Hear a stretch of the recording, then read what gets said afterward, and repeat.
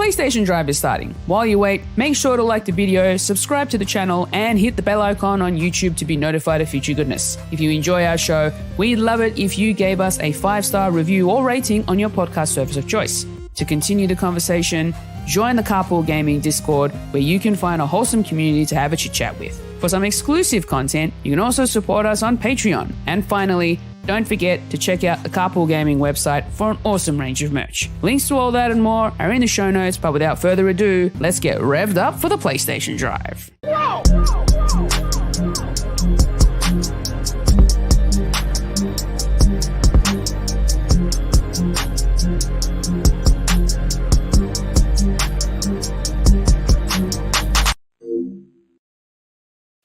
Let's go. What's up, everybody? Let's go. Welcome on in. This is the PlayStation Drive, episode 157. I am Course. I'm one of your hosts, Ryan, and I am joined, as always, by Fulia, Matt, and Ron. How's everyone doing on this lovely Saturday or Sunday night, I should say? I'm getting the days of the week all confused because it's just all of them blended together with all the Final Fantasy. But, you know, it's a holiday weekend for everyone, which is exciting.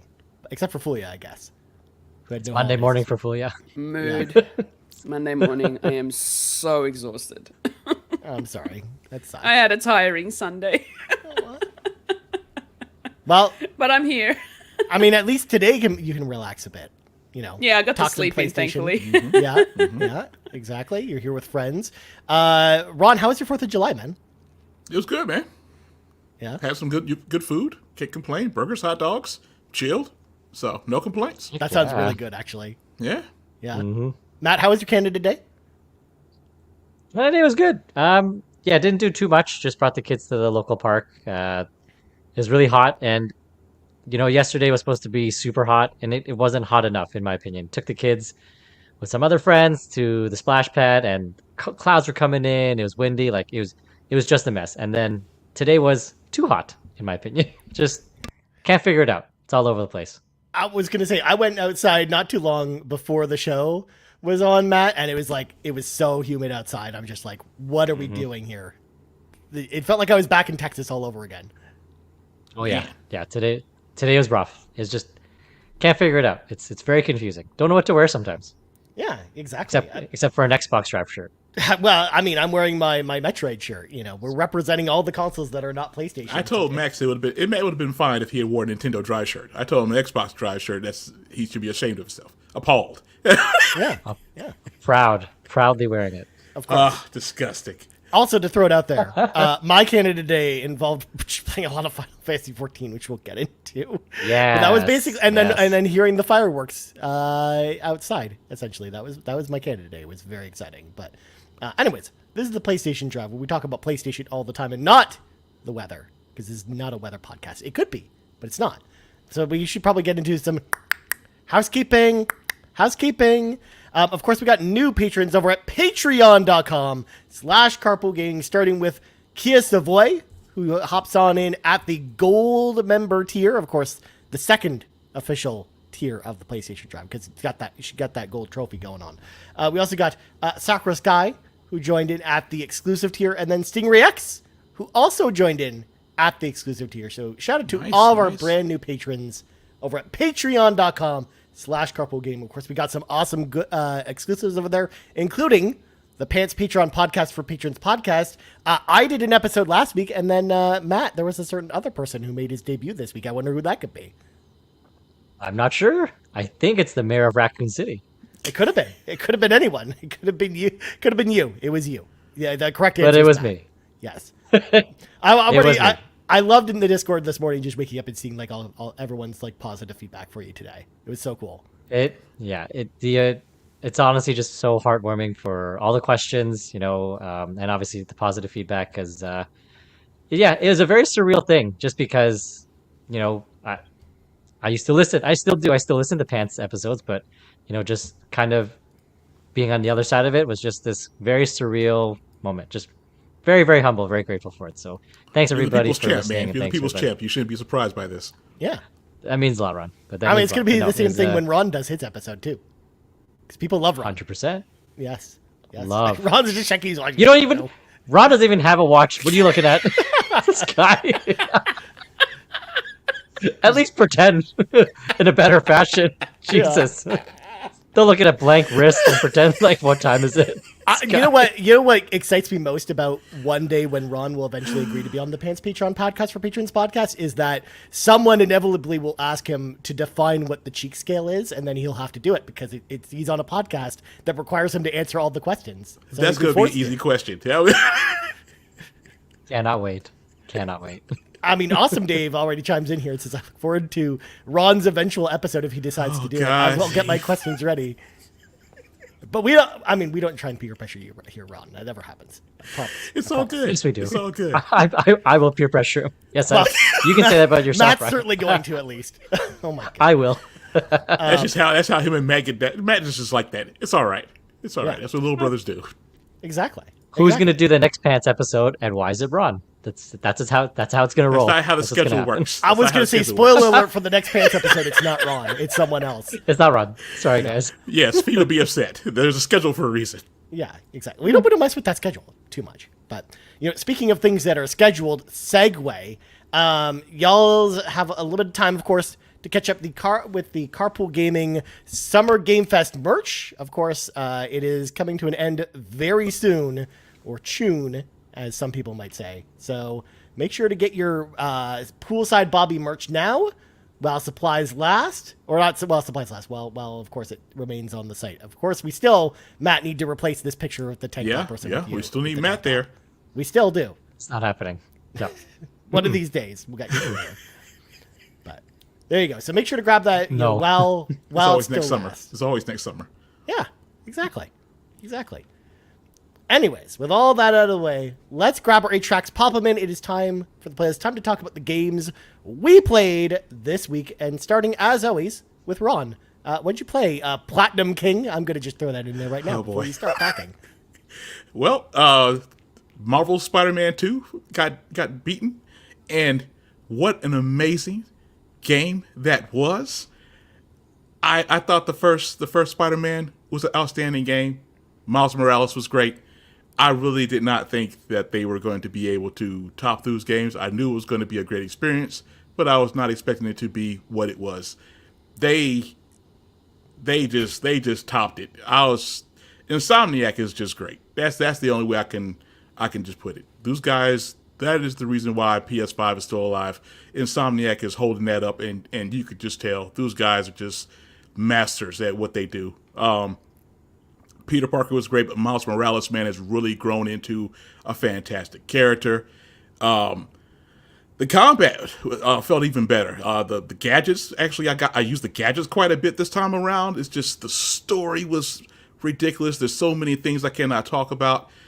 So many surprises for people who are Spider-Man and Marvel fans. It was just, man, what a game. What a game. I actually had to reshuffle my top 5 and take Ragnarok out that 5 spot and put Spider-Man 2 there. Because that game was just that damn amazing. Yeah. That's all I can say about it without spoiling anything. Yeah, man.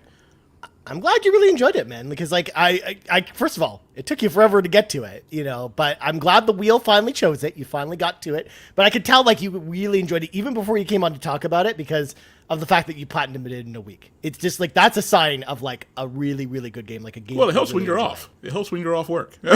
Well, that's true too. But like even then, like even if you weren't off work, Ron, let's say, like or sorry, even if you are off work, like if you aren't enjoying it, you're still gonna probably put it down and play other stuff. Yeah. I was quite into that, man. Yeah, you ain't lying. I stayed on that pretty much from sleep, eat, and then was back to the game. That's just how great it was, man. Nice. Had a fantastic time with that. So I played that, and then after that, I moved on to Vimba. That was super fun. Enjoyed that one. Played that. So good. Yeah. Vimba's really good. Alba was good too. It's just that Alba did not have a platinum. I did 100% it though, but that was a bit disappointing. I don't know why. I don't know why they didn't do a platinum, but also, Ron, you 100%ed 3 games in 1 week. Those are some impressive numbers. Vimba is like a 2-hour As game. expected. Yeah, that's like a 2 or 3 hour game. And Alba's like 2 or 3 hour game. Excuse me. Hold on a second, Ron. You Yeah. you're the one who started this whole, Platinum Queen thing Wrong. ages ago when I was doing the same thing, and now you're being humble about it? No, come on. No. You're not coming through clear. What? What, Koala? Okay. No. You heard me. I mean, he's being humble because he's the king. That's how that works. I mean, I didn't start the allowed to Platinum protect Queen the thing. crown. I think that was was Matt that thinking- started that. I think Matt started that. Me? I don't think so. I ain't that clever. No, I'm actually Nice pretty try, sure. Ron. I'm actually pretty sure it was me. So Yeah, see, there you go. there you go. There you go. So There you go. Ha. So- Ha, Koala. Okay. No, but you were still giving me, we had to Praise? listen a little bit. You did Compliments? did kind of walk in here fully at the beginning. It was just like, yeah, I platinumed like 5 games this week. You And we were did. like, whoa, You did. whoa, You did. That's so many platinums. You were doing the humble brag, and you were just like, well, while you guys are spending your I wasn't doing it on 800 purpose. hours, Jeez. 800 hours on one game, I knocked out 5 in a week and platinumed all. Yeah, but they were all, like I said, they were all very short games, and now here you are doing the same thing. Well, here's the thing. The only reason why, and I didn't use the wheel for Vimba or Alba, the reason why is because Trails Through Daybreak had to be played, and I had to pick 2 short games until it released on PSN, and then it was on. So, Trails Through Daybreak. Did you spin it on the wheel, Ron? Like, how did you get no to play it right sir. away? Falcom No, I games think do not this- go on the wheel. I No, was gonna sir. say, Those are that day is ones. a 100% an needs to be exception. played. Yeah, It's an That's exception. an exception Yeah. for the wheel. Nope, doesn't go on the wheel at all. I feel like, Fulia, I think you need to come up with like a checklist or a cheat sheet of like For all the Ron? rules of the wheel. Because I feel like The the wheel, culture of the Koala wheel. can't tell me to do with my wheel. That's the wheel fine. is very complicated. She can't tell me It to do is. with my will. No, Know what no, rules no, to make no. for it. No. We only need to document it, Ron. It's not so much telling you what to do. We need It's to know what these documented. rules are. It's documented. PlayStation Drive, I'm pretty sure I admitted and put it out there that, hey, I am going to day one this. Everybody knows the deal. Falcom, nah. Day one. I was gonna say I'm messing with you a bit, but I know like I still have to tease you because Oh, no, you good, man. You But good. I'm glad you're enjoying the game though. I'm glad you're yeah. enjoying the game. I'll You let and you- the- I'm not Tell flying us. through it like Kev is. I don't know what chapter Kev is in. I'm still in chapter 1. well, hold the phone. You actually do side quests though, right, Ron? Yeah. That's but why. Surprisingly, Kev is doing side quests too. But What? I'm starting to notice a certain. Oh. This is a first. He gave more details about how he gets through games so fast, though. So Oh. in do Falcom tell. games, usually they got people you can talk to, so there's other little storylines going on with NPCs and stuff. If you sit there and talk to them all through the game, you'll see like little side stories going with the NPCs. Kev doesn't talk to them. If you're not an important What do like you- quest giver or nothing, he will bypass you. And I'm like, what? So there are many. doesn't There talk are to like, people. there's many stories there that he has missed in the Falcom games because he's just like, nah. If you're not a quest giver, you're not important to me. See you later. Yeah, Kev is Oh wild. my gosh. just yeeted them out of there. Practically. So Jeez. he's gonna have the game done in no time because I think yesterday he had said that he was already like had finished chapter 2 and I don't know how many hours he was in it. I'm like, I'm 14 hours in and I'm not even out of chapter 1 yet. So I don't know. Yeah. Nice. Well, that's a good list of games. But Matt has a question from the press pool. Go ahead. Yeah. Matt. Yes, Matt. Hi. Question from the press pool.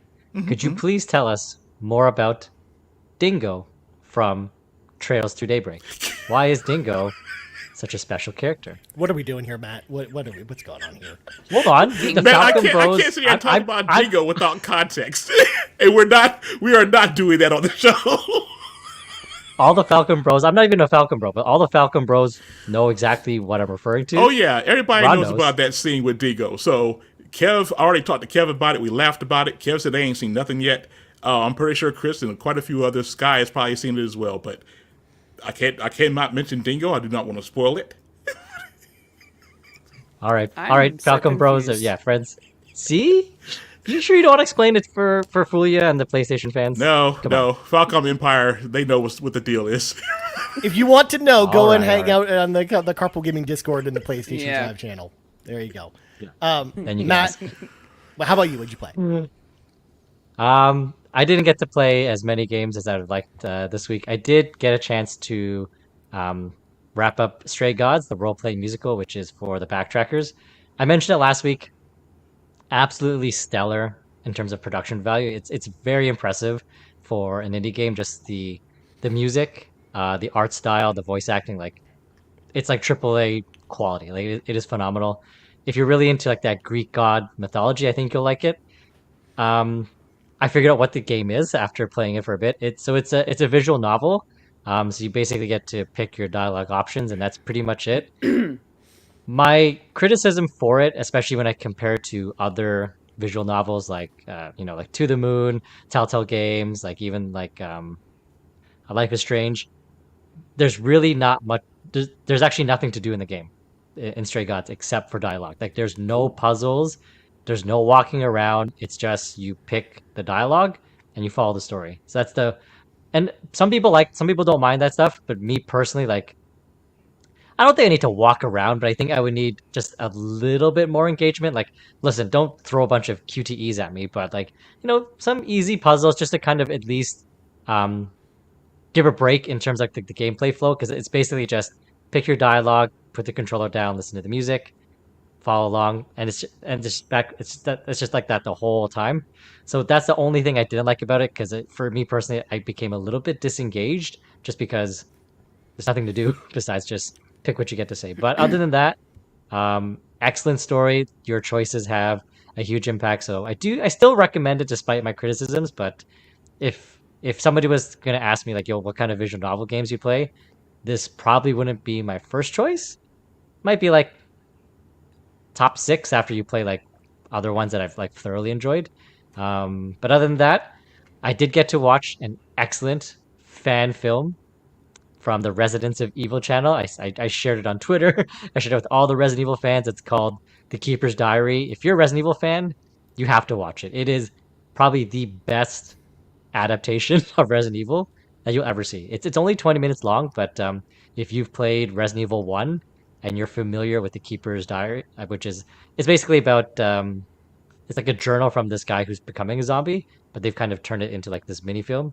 Phenomenal. I can't recommend enough. So, but I'm very excited because now that I've finished Stray Gods, I'm moving back into my backlog, and the next choice is Dead Space Remake, baby. I cannot wait. It's been too long. Thought you were going to see It's 13 about Sentinels. no. Sorry. We tried, Ron. We can't- tried. No. It's gonna be 13 Sentinels. Isn't that like 40 hours? Or 30? It's like Yeah, 30 to it 40 is. hours, yeah. It is. Yeah, like after 116 hours in FF7 Rebirth, I'm just looking for like short games for the next little bit. So Dead Space Fine, Remake is fine. 12? All right. 12 hours?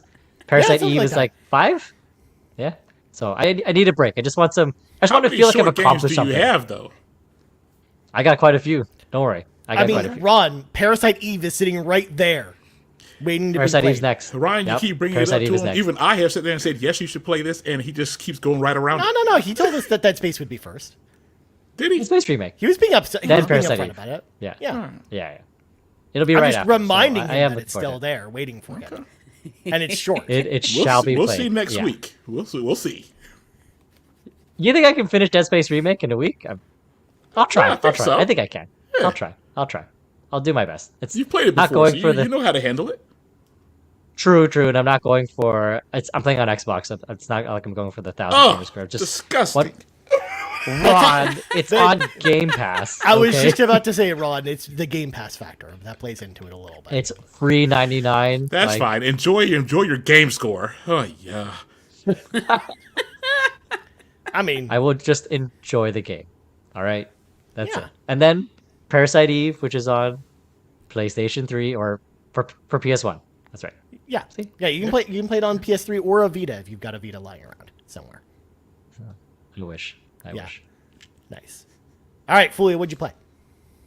Oh man, I played a few games this week, so I'll just start off with like the small short ones. I played a little indie game called Plantabi. It's a cute little wholesome, plant growing game where you're growing plants and then selling them for customers. So they have orders for you, and then you grow them to a certain level, and then you sell them, and then with the money that you make, you can decorate your space. I'm pretty sure Lochleth made a video about it. It's actually really, cozy and wholesome. It's a very good game. I also played another game that I'm pretty sure you guys might be interested in. So let me just show you what it is. Elden Ring? Yes. No. A little game called Elden Ring. Shadow Sorry. of the Fulia Tree. Sorry. I've Can got you a little imagine? game here called Pool. I remember this from the Wholesome Direct. It is from the Wholesome Direct. Oh, I yes. forgot about this. This came up, Oh. and everybody through our live reaction was like, "Oh, this looks really cute." And you know what? It really is. I played a little bit of it yesterday, and I was just giggling at the physics of the pool balls just bouncing around in this box, and the way that it all sort of works. So I kind of like it, and I am very much like, it's one of those games where you can sort of just turn off your brain and just be like, and all you have to do is sort of just do mouse clicks. So just like hold drag, let go, and then let the pool ball do its thing. And it's just a really cute physics game. It does take inspiration from Suika game, where instead of just dropping fruit into a box, it's pool balls bouncing around, and it actually really kind of works. So I kind of like it. And the bigger the ball, the heavier they are, so they don't actually go as fast when you do let them go. But yeah, it's actually quite cute, very cute, very fun. And I really enjoyed it for a couple of sessions that I played it. So I was Those gonna kind of say, games are good. I remember Yeah. seeing it at the showcase and being like, "Oh, that looks like it actually could be pretty fun." So yeah, it is very fun. It's very cute. And like I said, it's one of those, like, you don't even think about it, just point and click and you're good, and it just build up your score. It's one of those Yeah. Xenoblade games. Don't have to think about that either. Turn off your brain. There's not as much Excuse me? detail as Xenoblade. Excuse me. Turn off your brain and play it. I mean, that The is kinda best, how the best way Xenoblade to games experience work. it. No, that is not how you play Xenoblade Chronicles, Braun. Jesus. Anyway, Anyways, Thank you. couple other games that I ended up playing. I ended up going back to Go-Go Town. I'm obsessed with that game. I have gotten to the point where I think I'm like at tier 9 now, and it does take a little while to get there. I feel like I'm in like the top 10 or the top 5 rankings of towns already. How many hours have you put into this game? About almost 17 hours. that's not that Wow. much. It's not a for Fulia, lot. For Fulia, that is. I was gonna say for Fulia it Here's the is thing. actually. That 17 hours is literally just the game itself, that since its release on early access. I've played it a lot more during its playtesting times, but those hours don't count because they're playtests. So I'm obsessed with this game. I love it so much. So yeah, people go check out Go-Go Town. It's really good. Another game that I'll say, I have finally, get ready for this, I have finally finished, not platinumed, finished Aiden Chronicle Rising.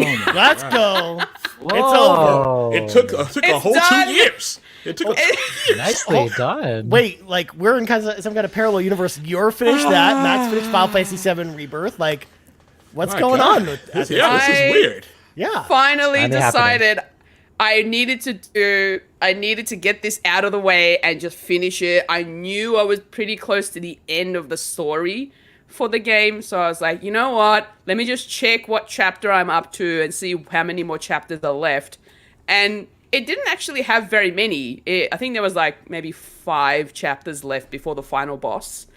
And then when I played through it, a couple of those chapters were actually very short, because it was mostly just story beats, Right, nothing else. So I was like, all right, cool. Well, I guess I can sort of finish it up. And I think I finished it in like 3 hours.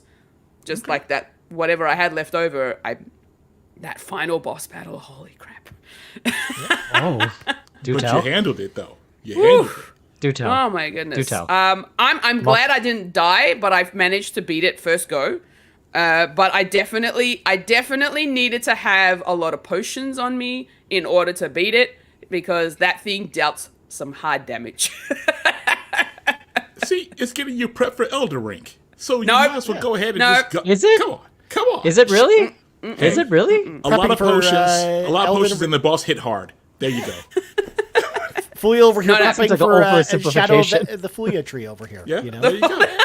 Look, Ryan's right. Let's do this. No, not happening. All I yeah. gotta say is that Extra Life's gonna be fun. That's all I'm gonna say. Sure will be. Yeah, so I ended up finishing that, and I'm very happy to say it is now done. I don't know whether I'll actually go back and like platinum it, but I do want to go back and at least finish off the townspeople's quests. So I do want to at least do that much. And then I'll see how I feel, and I'll check the trophy list and see what I'm missing. And I feel like Spirit I'm Fair. like Don't forget about that one. Spirit Fair is still there. Just saying. that Still one. waiting. That yeah. Anyway. I mean, it's still technically waiting, but probably never gonna be played at this point. Final game that I'm going to mention that I started playing. I broke out the PS3 after our last Ratchet and podcast Clank? last week. I opened it up, cleaned out all the dust, which actually wasn't much. I was quite surprised at how little dust there was. That's inside good that because like console. PS3s are famous for like becoming very dusty and having roaches live in them. Yeah, so I cleaned it out, and before I even turned it on, because I didn't want to even try just to be safe. So I'm like, let me just clean it out first.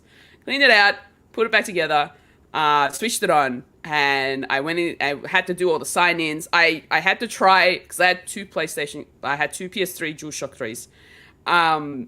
One of them I think it was a fake one, but because of the way that I stored it, unfortunately, it had major drift. The joysticks had major drift. But I have a feeling it was because of the fact that it was it was an unofficial PS3 controller. Right. So maybe I kind of account to that as well. So it had major drift. So I immediately unplugged it, grabbed the other one, plugged it in, and it was fine. And I'm like, oh, thank goodness it actually works. So I went into my little library of physical games that I have, and I thought, you know what, I'm gonna grab this one, and I started up Kingdom Hearts 1.5 Remix HD. It's simple and clean. I wasn't expecting that. I mean, it's on the document, so I knew this is coming. But also, like, it plays into your love of Disney and role-playing games right there. Like, Yes. You're not a fan? I will Ron? say. It's an RPG. I like Yeah. Kingdom Hearts 1 and 2. I do. But See? of all things for her to pull the PS3 out for, this is what she goes to. Ratchet and Like Clank. it was either that or it was going to be Guitar Hero, which I'm not getting out all those controllers for that, or the Lego games, which I've played most of them. So I needed to go back to. I needed to play a Kingdom Hearts game because I don't even remember playing much of it. Like when I started playing it, I don't remember the island side of it. Yeah. The Destiny's Island. I didn't remember that part of playing a game. That's like the part that everybody remembers. It's the part with all the Final Fantasy X characters on it. And then everybody's like, where are their parents? They're like, Yeah. why is Waka a smile child on There's this a big island? giant tornado, your kid goes missing, and no parents in sight. I'm just saying. I'm like, where are these kids' parents? There's no adults on this island. What the hell? Why did they get sent to this island? They're just running around, kids and teenagers. I'm like, what is happening? And so I started playing that. We got a little bit of the story beats from the Disney side of things.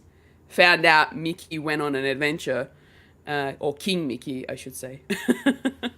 And that Donald and Goofy had to go after it. And that, so far I've gotten as far as getting the raft ready for deployment. That's as far as I've gotten. I unfortunately could not beat, what was his name? We had to do like a little race to name the raft. Riku? Yes, Riku. I couldn't beat him. I tried twice too. Because the first time, so I figured out that I had some issues. I have issues with my other PS3 controller. And I changed the settings to see if it was because of the fact that the camera panning was inverted to me. So I had to invert that and see if that helped. That wasn't the problem. It's just the fact that my right stick, whenever I push it to the left, it gets stuck, so it doesn't pull back. It's not drifting or anything like that. It just gets stuck there. So I feel like this is like a sign that you just need new controllers for you. How did you store this thing? Look. Decade ago, Fuji didn't really care too much about consoles, apparently. So. Oh, how dare you! You threw it around. the way that the consoles are fine, but the controllers, You can use a DualShock 4, I'm pretty sure. You can just plug it in USB, right? You can. The only downside is you cannot press the PlayStation button to get back to the home menu. Well, here's the thing. I don't have one of those because I didn't have a PS4. So you don't have a DualShock 4? Oh. No. I skipped the PS4 era. I went straight to PS5. She can get a PS3 controller. That's not going to be hard to do, though. That's exactly what I decided to do. I went on to eBay. And I found in good condition as it can be, pre-owned PS3 controller. But I decided, you know what? Since I'm shelling out some money for this, I'm going to get one in the color I want, and I got it in blue. There you go. That's so it is on its way. It is on its way to me. I'm hoping that will solve my problem. It does have a little bit of cosmetic damage to it, but they said on the description that it still works fine. So I'm like, all right, as long as it doesn't have any drift or anything like that, then I'll be happy with it. So yeah, that's what I'm going to do. And I'm going to retry it again. If I still can't get beyond that whole camera thing in Kingdom Hearts, then I might just shift over to the PS5 and play it there since it's already there. Yeah. Mm-hmm. Exactly. Yeah. I mean, it's the same version. Kingdom Hearts soundtrack. The soundtrack? Yeah, did you buy it? I don't. You're already buying things. You might as well go ahead and get the Kingdom Hearts soundtrack as well. I mean, I could just go on my YouTube Music and just look up the playlist. No? All right. I was going to say, I think they put them all on Spotify. They're all there.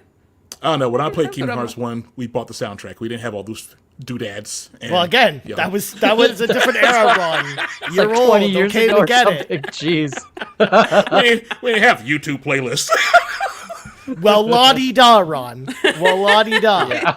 I didn't think about the game music back then. Yeah, we bought these things called CDs, all right? Hey, I used to buy CDs. Jeez. A.k.a. compact discs. Yeah, exactly. I mean, if you order the Visions of Mana Collector's Edition, it comes with 5 CDs. Nobody here's buying that. Well, except one person. Yep. That's why I said one person. Dozens are buying it. Dozens. Yeah, you're right. That's one of the dozens. I mean, hey, at least I got the Life is Strange double exposure one that comes with a vinyl record to go along with it. So. Oh man, that I that really can would co-sign. love that. Life is Strange is that's all right. I don't think I can get it here. It's only. I think it's North America only. I mean, you know, there's a certain event that's happening around the same time for you. I that's know. also really, I've already got one person doing one thing for me. I don't need to reach out to more. Sometimes you had to put on your pirate hat and your eye patch. No, I don't want to do that. No, you can't do that with vinyl. No, you really can't. That's not how I'm talking about works, ordering man. it. I'm talking about ordering it. I'm not talking about pirating vinyl.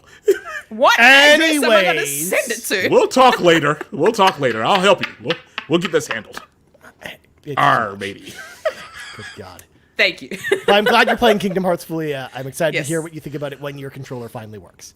Yeah, when it finally works and, and I actually get to the parts where I actually remember playing. Because I was going to say, that seems like, knowing you, as long as I've known you, Fula, I feel like that's your type of game. Especially now that you're actually in the RPGs now, too. Like, I feel like this is your kind of game. Especially with all the Disney stuff, so. You'll enjoy it. Yeah. I'm sure I'll enjoy it. But I mean, as soon as you start going on adventures with Stitch, you're just gonna be like, all right, this is a great game. Stitch is in it? Oh my goodness! I don't know if he's in Kingdom Hearts 1, but I don't think he's in 1. I know for sure he's in 2. Yeah, I couldn't remember if he was in 1 or not. But yeah, okay. It's been a long time since I played Kingdom Hearts 1, so I couldn't remember. But. I'm looking forward to it. But that's the thing. Like, I didn't realize there was actually 3 games in the one. Like the 1.5 remix? Yeah. Because it has I think one of the games isn't a game. I think it's the cutscenes of Birth by Sleep, which is the PSP one, I believe. Okay. But I could be wrong, but I'm pretty Well, Birth sure. by Sleep is playable. I think it's that 358 Oh, in 2 that's days. right. I knew one of them was some- cutscenes only. Yeah. I thought it was Birth by Sleep, but you're right. It's 358 over 2 days. Yeah, or whatever that The was. one with the fractions in the title. It's the one with. Just play the mainline title. Well, just play 1 and 2. Don't Yeah. play 3. Oh, Seth, of course, clarifies in the chat. Thank you, Seth, of course. Seth has pointed out in the chat tonight that he's a big Kingdom Hearts fan. Stitch is actually he's a summon in Kingdom Hearts 2. So you can summon Stitch in Kingdom So Hearts. so I'm in the middle of it's just started Final Mix. Yeah, Which is exactly. the first, But then there's the other 2, and then I'm not sure what that is. It's also But the anyway. final game you talked about this week. So final game, final mix, like Final Mix, yeah. connections. Yeah. I'm good. Anyways, moving on. I played some games this week. I don't know if y'all knew this. I had the whole week off because I took the week off in order to, of course, play Final Fantasy XIV Dawn Trail, or the Dawn Feathers. Of course, this is me playing the game, just hanging out in my comfy chair, doing a dungeon. Of course, painting people to death. Yep. Using my Pictomancer. I had a blast playing this game on stream for the entire week, because I basically played through the entire MSQ, which is the entire story. I leveled up my my Pictomancer, which is the brand new job or one of the 2 new jobs in 14, and it was super fun. I again love the style of the job, where again you're killing people with paint. You're then painting pictures of like certain creatures like Moogles and Cactars and stuff, and then summoning them using paint to then kill the enemies, or you get like this big hammer that's made out of paint and you just smash the enemies with a hammer. But more than anything, I really enjoyed the story. But go ahead, Fulia, before I get into the story. Question. Yes, hi, Ryan. Are you sure that wasn't just, a version of Epic Mickey It was not. with the Oh, paintbrush? Wow. This was actually good. Okay? Without the Disney characters? No, it was actually good. No, How dare you. yes, I agree, Seth. Ron. It was actually good. Like that's the second night in a row where I reversed you and Seth. Hey, it's all I right. don't Like understand. I said, why Sage? That's a compliment. It's all good. Well, except for the RZ thing, but aside from that, I it's was all gonna say, for folks that don't know, I have mild dyslexia, and it just my brain mixes up stuff like that. So apologies, good. Ron. But anyways, yes, it was very, very, very fun. The story was great. In fact, one of the things I liked about it was the story this time around was very casual and laid back versus the other stories that from the Final Fantasy XIV universe, because we just wrapped up with Endwalker, this like almost like Avengers Endgame kind of big scenario where the world was ending, and it was the culmination of like 10 years of expansion stories built on top of each other. This time we're going on a brand new adventure with brand new characters to a brand new continent that we haven't been to before, inspired by Latin America. So you go to a lot of places that remind you of places, in Central America or Mexico or South America. And it was just really, really, really cool, because it really was all about you going on a journey to learn the cultures of these different people that lived in all these different places. And that was kind of like the first half of the game, as you're trying to help this person kind of win this contest to become the next Dawn Servant, which is basically like the ruler of this island nation. And then from there, the story picks up with a completely new threat that then is setting up a whole bunch of stuff. I already, after the story ended, I had a million questions about what's coming next. And I have a bunch of theories and stuff like that too. But again, that's not for this particular thing. Bowser and I both finished the story this week, and we're both looking at probably doing like a spoiler cast sometime for that. Yes, very, very enjoyable. I'm still kind of mulling over whether or not it's one of the better expansions, but I will say the dungeon and boss design in particular were standouts, like top notch. It's probably the best enemy design or dungeon design I've played in an MMO, period, as far as Dawn Trail is concerned. They were all really interesting, both creatures to fight, but then also mechanically sound. They were all really interesting. They had a lot of tells where you had to watch the enemy and see what they were doing in order to kind of anticipate their attacks in a way that you really don't usually get in MMOs, because they usually try and give you a lot of leeway. Whereas this time they made a point before the expansion came out, and they're like, we're going to make this harder.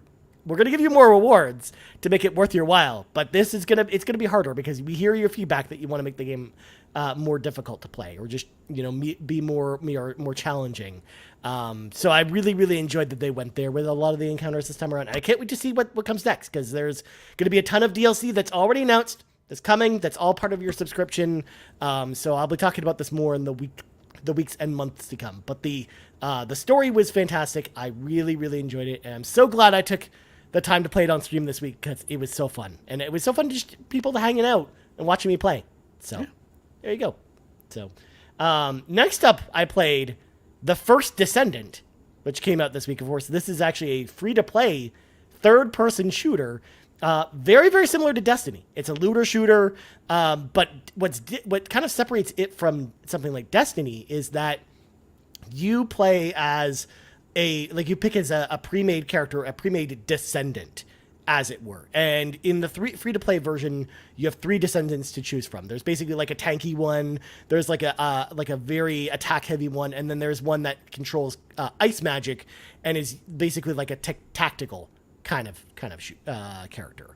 But where the DLC kind of kicks in and where the microtransactions kicked in is because there's like a ton of other descendants you can play as that are all on the paywall if you want to go buy them, essentially. But the game itself is really fun. I played a couple hours of it on my own after I finished Dawn Trail because it just came out, I think, on Thursday, and it was a lot of fun. Like, I actually could see myself getting into this game. I like Destiny, but it's kind of caught up in a bunch of like old systems, and it's not really well refined anymore. Like, I really feel like Destiny really needs like a hard reset with like a Destiny 3 at some point to really overhaul a lot of that stuff.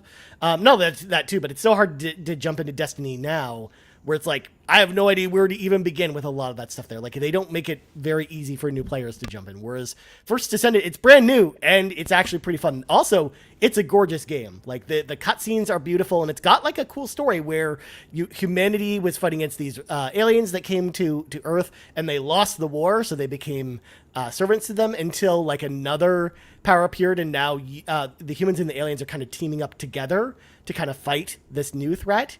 So yeah, it's got like an interesting story to it. So I'm excited to see more of this game. And a lot of people I know online are really enjoying this game too. So I'll be talking about it probably more in the weeks to come. But I think, I take a bit of a break from Dawn Trail because I played, I looked at the system clock this week, y'all. I played 85 hours of Dawn Trail this week.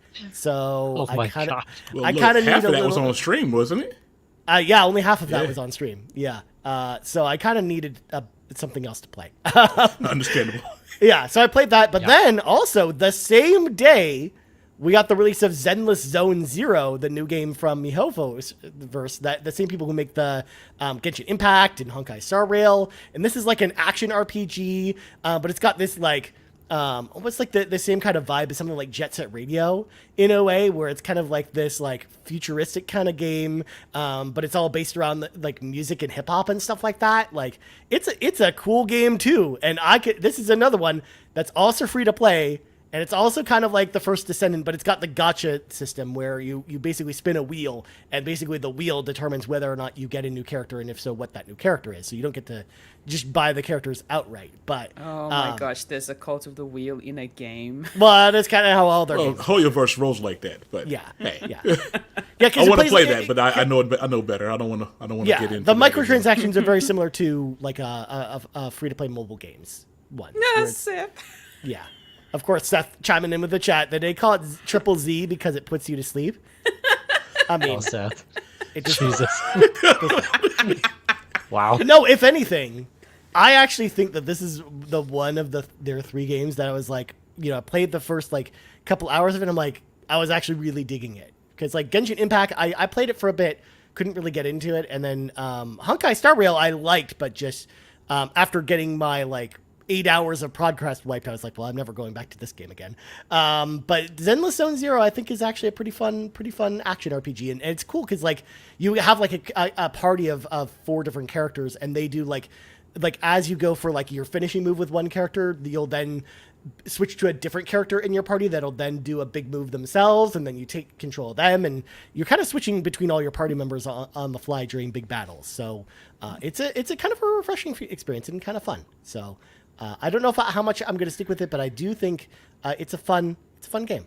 And then last but not least, a game that I started last night after 2 tournament brackets determined what games I'm playing next officially. Like the big what are the 2 big next games? The winner on the first time bracket was A Legend of Zelda: Link to the Past, which is I got my Super Nintendo right over here, and I'm playing it for the first time, basically. So I started it on stream last night, and then I played it a bunch more today, and I'm now like in the Dark World, and I'm on like the 4th or 5th palace now, and like I'm having a good time. Yeah, I'll say having a good time with it then. In a way that like Nice. I never have been playing Link to the Past before, because I've tried Link to the Past a couple times, gotten through the intro, and always thought the intro was great, but I was like, I have no idea what to even do next, and I'm just not really feeling it, so I just would put it down and never go back to it. But so I'm glad I'm finally giving it a chance and finally giving it the kind of the playthrough it deserves. But I would imagine I finished that before next week's show. So Okay. That's my first big game. The other one, of course, that was decided from the licensed games bracket was the Lord of the Rings: The Third Age, which is a turn-based role-playing game in the Lord of the Rings universe, and I'm very excited to play that at some point as well. But that'll be at some point in the future. We'll see. Cool. Yeah, two good games to play. I think so too. I know, Ron, you were disappointing that it wasn't X-Men Legends, but you know. Oh no, I'm all right with that though. Third Age, I didn't even know Third Age was on there, but no, Third Age was a good game. I mean, I would have preferred X-Men Legends or Ultimate Destruction, but Third Age is that's perfectly fine. It's Yeah. better than some of the games it could have been. So I mean, it could have been Charlie's Angels on the GameCube. It was there. Yeah, no, thank you. Could have been worse. Could have been worse. No, thank you. That's okay. Hashtag justice for Hulk. Yeah. I mean, to be fair, I'm going to put it out there. It came down to a tiebreaker in the final round between Hulk Ultimate Destruction and the Lord of the Rings: The Third Age. And then we did tiebreakers in the Discord voice chat for the people that were hanging out. But we had an even number of people in the voice chat, and the vote was split again in the voice chat. Oh, wow. So it came down to the third tiebreaker, which was just what game do I want to play between the two of them. Okay. And of course, you know, Hulk looked cool, but like I'm always going to pick the role playing game. That's just who I am. So, and Third Age honestly has been sitting on my shelf for like 5 years now, and I'm like I've been wanting to play, like finding time to play it, and I never have. Yeah, it's a solid game, so you straight with that. Yeah, Straight with that. I think it's the perfect time to play it. I know, and I will say, I know. I'm playing it on original Xbox. I know it's on PlayStation 2. It's okay. But I'm going to play it on It's original alright. Xbox because it supports 720p, and it'll look way better than the PlayStation 2 version. That's fine. There you go. That's fine. Yeah. But Sometimes you have no choice. Unlike Matt, who just chooses yeah, to Free be traitor. that's true. Proudly. I mean, free 99 Proudly. versus spending like 70 Canadian dollars. I think that's a good choice. Thank you. Thank you. Yeah, you're welcome. But anyways, we should probably get into our topic of the week. Just 48 minutes into the show. Let's do this. Let's talk about PlayStation's outlook for the rest of 2024. Because at this point, you know, all the big showcases have happened. So it's time to look back, or look forward, I should say, as to what games are coming out, what games we're excited about, that are coming out for the rest of the year on PlayStation, and what we're looking to play here. Of course, we're probably not going to talk too much about games that are on Switch that we're going to play there or something like that. So these are mostly just going to be games on PlayStation. And likewise, you know, we could have, in theory, gone through the entire calendar and then went game by game. But we're not doing that. That's not what we do here. Also, that would involve me prepping the show ahead of time, and that didn't happen. So we're going to go through and we'll talk about the games that we're most excited about coming out throughout the rest of the year. So, Ron, we'll start with you. What give us a game. What's a game on PlayStation's radar that you're excited about? Star Wars Outlaws, man. That is looking like a really solid Star Wars game. I'm enjoying everything that I've seen about it so far. The cover-based shooting looks pretty good. The characters look good. And it seems like it's going to be an interesting story. So it's been a while since I've enjoyed a Star Wars game, so this is looking like it's going to be right up my alley, man. So I would have preferred an RPG, but hey, if I can, a cover-based shooter is perfectly fine with me. I'll take that as well. And come on, you get to be an outlaw, so it's going to be cool. I'm all for it. Love to see where it's going to go. So I'm super hype about that. I loved everything I've seen about it so far. Nice. Yeah, I mean, eventually, Ron, the Star Wars people will catch up with everyone else who's realized, oh, RPGs are actually viable now. We can make RPGs again. Yeah, I don't understand it. True. I know. Actually, it's, you know, now that I think about it, they haven't really done a Star Wars RPG since KOTOR. Like, that was the last one. It's Yeah. just like, Yeah. they haven't done one Is it since. really? Yes. No. For The real? two best Star Wars Well, games I guess the Old are Republic tracked counts. back in the day. Yeah. I guess the Old Republic technically counts because it's an MMO role-playing game. I mean, yeah, but That counts. outside That of counts. PC, though, obviously nobody was able to play it, though. So that's That the is thing also kinda, yeah. Yeah. Especially So on PlayStation. it's a matter of time. It's a matter of time then, for sure, at this point. Hopefully There so. has to be I one. mean, we'll see. I mean, they still keep, writing Jedi Survivor and Fallen Order. So Doesn't hopefully that we can count move on as from like... that. Isn't that like a diet RPG? No, No? it is not. I mean, set times I in tried. Fallen Order and Survivor are kind of RPGs. They're No, not really. those games suck. See? So let's keep it moving. No, but that's not what Ouch. that's not what That's doesn't not the make them question. RPGs. That's not the I- question. Keep it Yeah. moving. We're not going to turn this into a Fallen Order Jedi Survivor show. Yeah, I actually kind of agree with Ron on that point. So, not that they're bad, but we'll keep moving because otherwise we'll be here all night. So, Matt, how about you, man? I'm not buying anything in the the rest of the year, but I don't know why. Like, obviously, I'm very ecstatic about Astrobot. That's probably the highlight from the state of play. But for some reason, it's about the remakes, man. Like, just Until Dawn remake. Like, I don't know what it is. Like, I've already played it. Man, Already it's know part of it's the a good problem, game. everybody. You hear this. But for some reason, even though like I'm very excited for Astrobot, the fact it's getting a sequel, for some reason, if I had to pick like what's the most exciting game from PlayStation for the rest of the year, it's gonna be Until Dawn remake. I don't know why. Ron said, like, I'm not gonna lie, everybody. I am part of the problem. I like the remasters. I like the remakes. It's just But, like again, you're not alone on this. I am also day one on that game. Like, I am so excited for Until Dawn as well. Like that I there's love. dozens of us. I love the original Until Dawn, and just I'm so excited for us to be able to play it again, even if it is, the same game again. But I still think they're going to add some stuff. Like I still feel like there's going to be there's more to this remake than we know about. It's just, when it comes to like remakes and remasters, it's like we already know it's good. You're not possibly going to mess it up, so it's guaranteed a good time, right? It's gonna Well. look pretty. Get to play it again on your new console with your better controller. Like it's like win, win, win, win, win, no matter what. This is why Sony thinks this is okay to sit there and do this to games that aren't old. Well, I mean, have you gone back to Until Dawn recently, Ron? It does not play well. I beat it the first time I was done with it. It was good, but ain't nothing going back worth replaying. Not to be. I mean, between not being able to turn off the motion controls to the Oh my spotty frame gosh. rate to That all was like brutal. there's like a bunch of things they can really improve on with a remake like this. Like I actually think, and not only that too, but like there's something about, and I read about this recently. There's something about the backwards compatible version on PS5 that doesn't run correctly, and I think that's personally no, it motivating may have been a this too. problem then. Okay. Yeah, That because might it's explain it. it's in like, first of all, it was actually in the batch to begin with where it wasn't even going to work on PS5, backwards compatible, and then they had pushed an update to actually fix that. But even then, like, it's not in the best shape. So I actually think that there's actual merit behind doing something like this, especially with the TV show coming, because we do know, or is it a movie? We do know there's an It's a Until movie, Dawn. right? Yeah, Yes. it is a movie. Yes, we know the So Until Dawn hyped. movie's coming, so there's like reason for them want to do this. Like just like we saw that listing leak, Ron, of Gravity Rush getting a remaster too. So like, Oh yeah. so We're like still waiting because for of the that TV one. show. So I think that's part of the reason why they're doing this as well. We'll see. Lining it up with that. See, you got to support the remasters, remakes if you want your Gravity Nah, Rush. Just no, thank you. Take I'd my rather money, support- Sony. Nope, we're not doing that.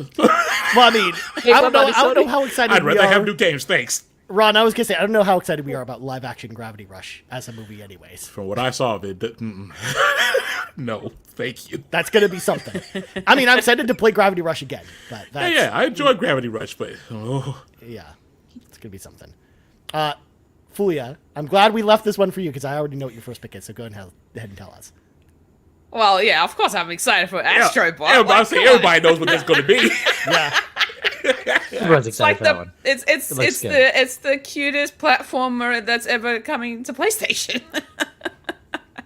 I'm really looking That's true. forward to it. It's like the one thing that I really enjoyed about when I first picked up my PS5 and I saw that there was a game already there, and I'm like, ooh, this looks really cute. So I played through it and I loved it so much. Like I cannot wait for Astrobot. I am absolutely just Yeah. So they're day one. That's a day one purchase for you. 100% day one. Right. Okay. Day one, playing it. I don't care what is currently playing at that time. That is the thing that's going to be started up as soon as I have my hands on it.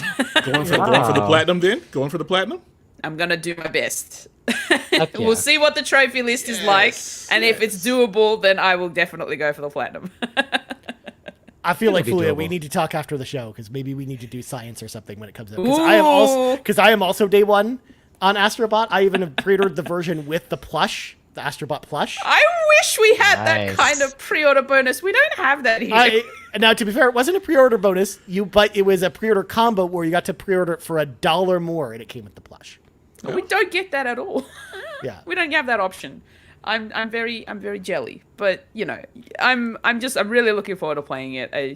I've been really excited about getting another game to that particular series, and yeah, I just really want to play it now. Yeah, same. I am also much excited. I know Seth also chimes in the chat. He's also going to be day one on Astrobot as well. So yes, a I three-way thought science. he had a PlayStation. I thought he sold it after he got rid of Ghost of Tsushima. This is a shock. We should. I think we should do a three-way science. I was gonna say I think we should do science and phrasing. Moving on.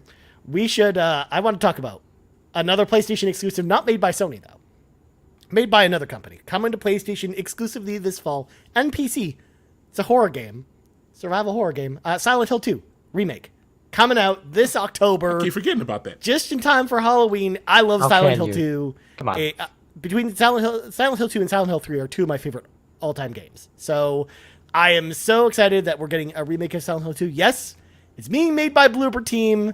Yes, I know Bloober Team doesn't have the best track record, but I don't care. I'm still excited for it because I'm giving you the benefit of the doubt because it's one of those things too where like, you know, we've seen other teams in this position before where they didn't have the best track record and it just took one game like this to actually be pretty good and set them on the right path. Like, for God's sakes, Sony Bend developed Bubsy 3D, and they went on to make great games after that. So I feel like if they can do that, Bloober Team can turn it around. And from what I've seen of Silent Hill 2, it looks great. Like, the combat looks much improved over the original. The story seems like it's intact. Yes, I know Ethan, not Ethan. What's his face? His face it looks a little bit weird, but besides that, everything else looks great. So I actually, like, get out of here, Seth. Seth, of course, saying it looks like Cheeks, but does not. It looks like it could actually be good. I mean, for God's sake, Seth, it'll at least be better than the Silent Hill HD collection on the PlayStation 3 and Xbox 360, where they used AI or like to fill out a bunch of stuff. They had Comic Sans on the Silent Hill sign, for God's sake. Okay, it was terrible. So yes, Silent Hill 2 remake. I am hopeful that it's good, and we'll see. But yeah, you can't keep me away from that game because I love Silent Hill, and I have to be excited for it. But Ron, next one, what do you got? Ys Nordics. I love the Ys series. 8 and 9 were great, so there was no way I'm not going to end up getting 10. There's just nothing more to say. Everybody knows I'm a Falcom guy. Ys Nordics looks fucking great, so yeah, buying it. Nice. Of course. The Falcom empire continues to expand. Exactly. Even Seven's a fan of Ys as well. Yeah. Oh, look at that. Yeah. See? It's okay to like those games. It's fine. In fact, I'm just going to throw it out there, Ron. I'm going to throw it out there. I'm more Why does that sound like shade? A little bit with shade. I will actually say that of the Falcom games, you're more likely to probably get me in with a Ys game than Trails, just because they're so much more like approachable, I think. But anyways, Matt, how about you? Going to continue with encouraging remakes and remasters. I'm very excited for. Oh, come on, stop it! Oh no! It is the best Metal Gear Solid game, and of course they are remaking Metal Gear Solid Snake Eater Delta. But that's not coming out this year, though. That's right. It might. I'm hoping. They've already delayed it. They already announced it was delayed. Yeah, you could have had to pick They another delayed it? remake. Pick again, Matt. Pick again. Yeah, pick again. Oh. Could have had Sorry, a another remake original game. I'm sorry No. to be the bearer. No. No. I'm sorry to be the bearer of bad news, Matt. But they delayed it after Summer Game Fest. There was an interview, and they talked about how it's actually not coming out till next year.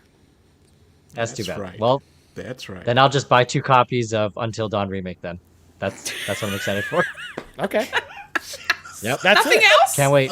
Yep. What about Really? You know, Concord? No. Oh God. No. There is No one's absolutely buying nothing that. else for you at all? Well, Astrobot, obviously, but we already talked about it. Honestly, for PlayStation, for me personally, there isn't that much in. It's just Xbox know what? and Nintendo games he wants. It Go out actually is that a lot door. of Nintendo games. Go out that door, man. It's true. Leave.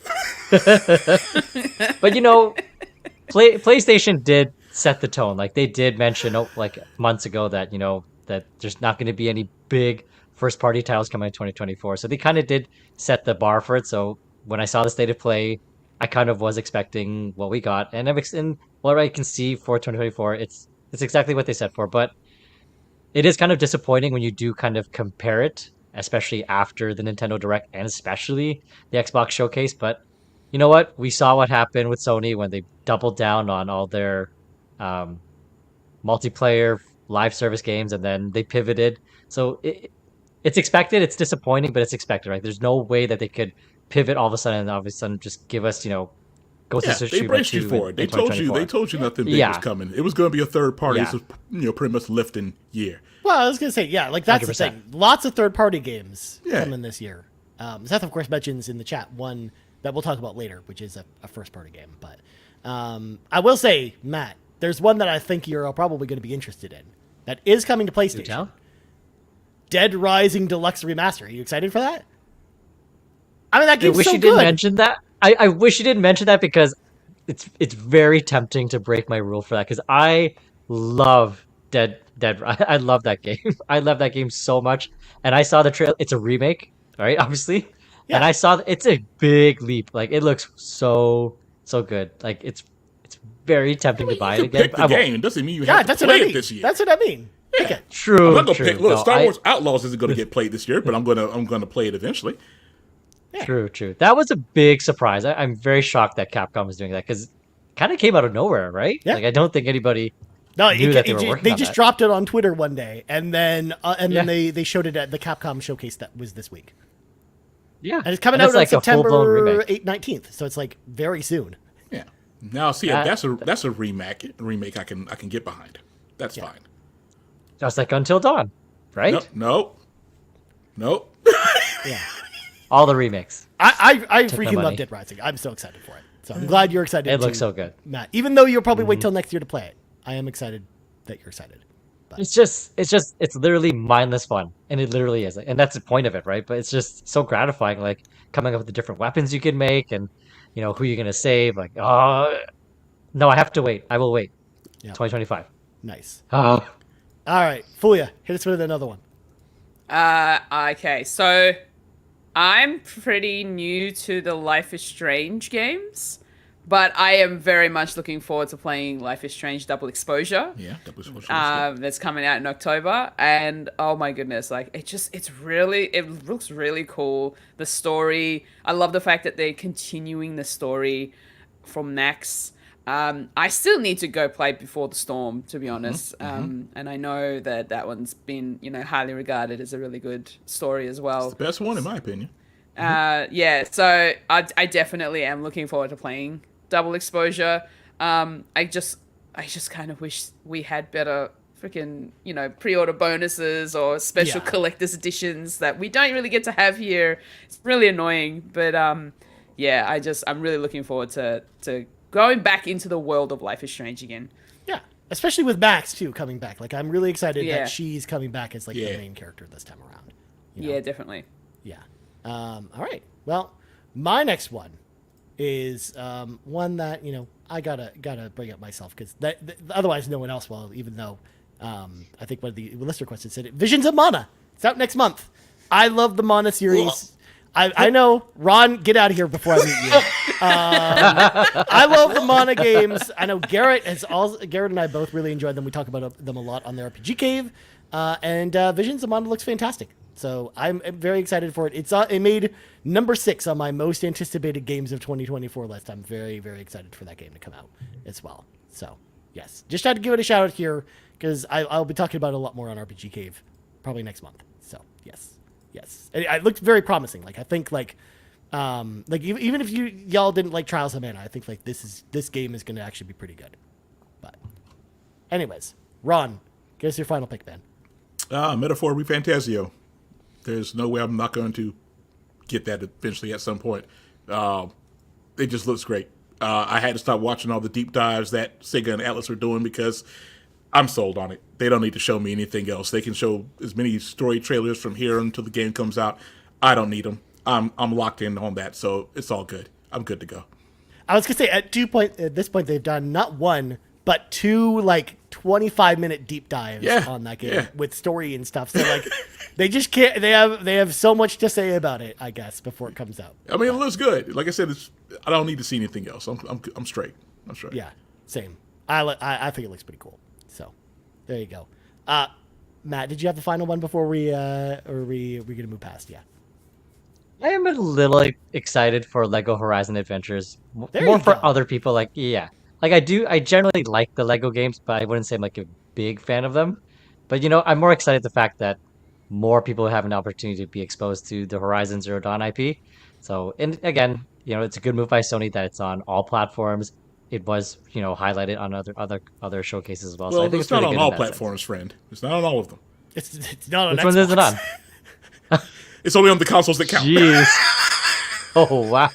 Well, for now. Maybe they'll come later. I doubt it. We don't know. It's not.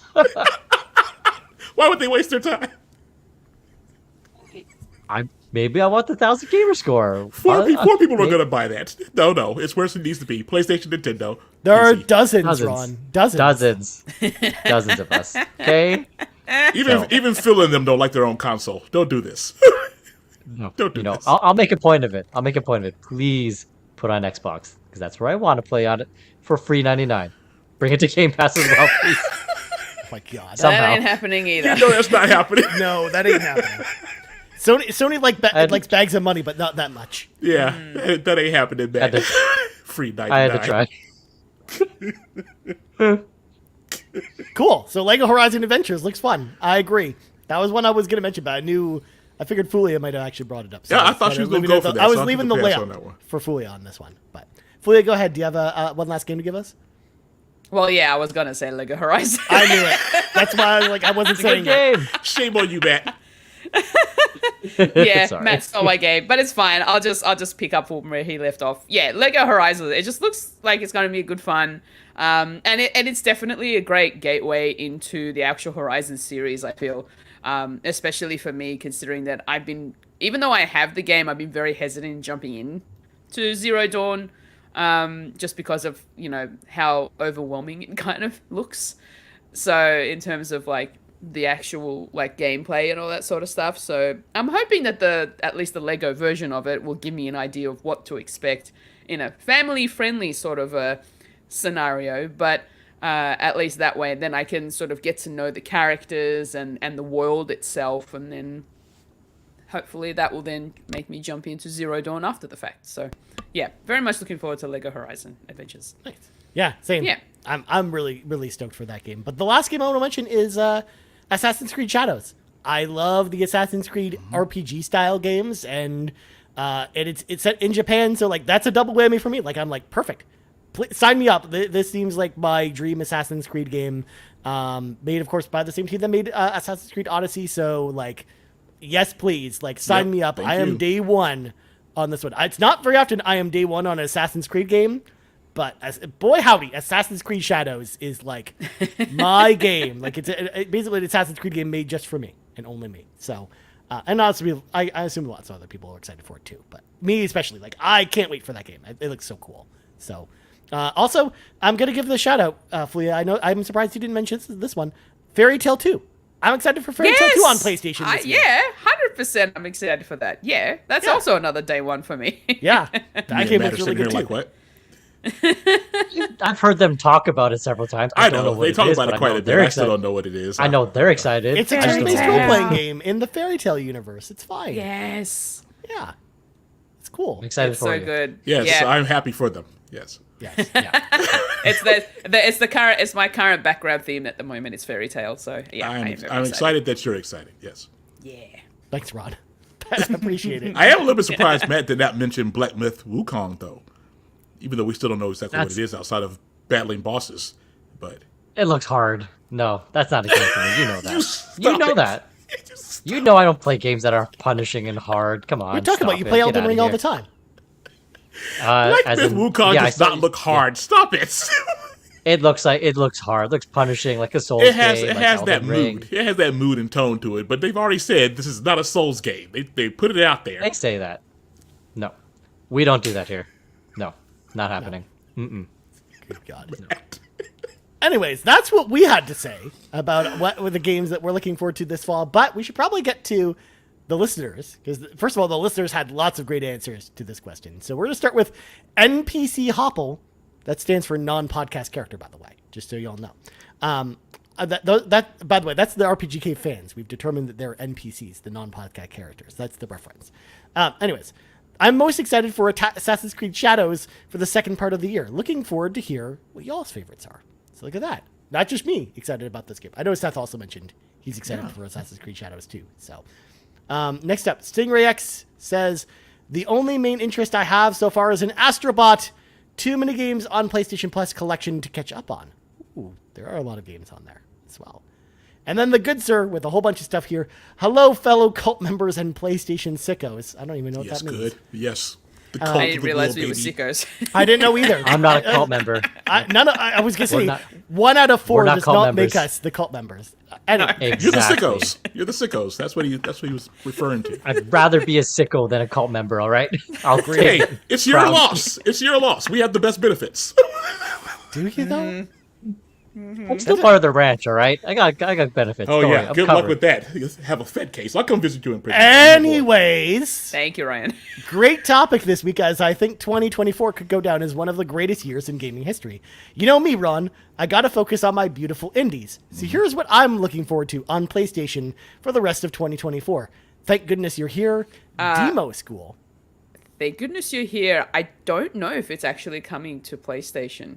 Look, Like I'm just- it's not on the store. That's the thing. Otherwise, I would have had it already on my wish list. I am reading the list verbatim. Yeah, I don't think Good was sitting there saying it because it was PlayStation. I think he's just saying that's what he's maybe. looking forward to. Yeah. Yeah. Maybe.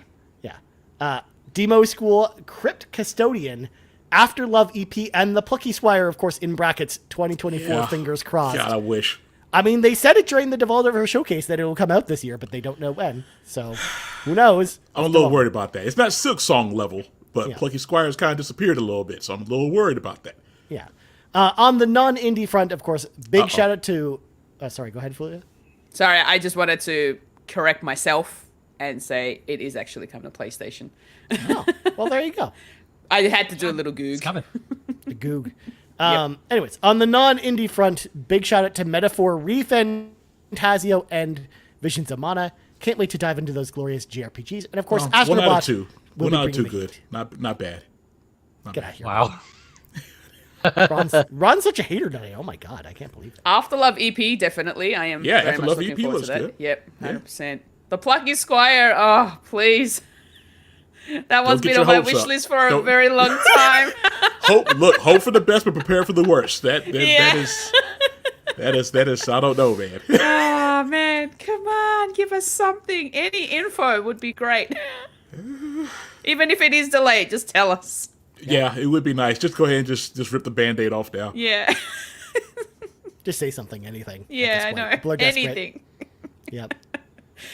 Well, speaking of saying something, anything at this point, let's get to the rest of our questions this week. This first one comes to us from Quaggy, who said, if you were arrested for a gaming-related weapon replica, what replica would that be? Oh, boy. I mean, I remember this question. I feel like this is very, very similar to a question we got the Nintendo Drive got the other night. For me, first of all, I don't really keep weapon replicas at all. They're just too cumbersome to transport.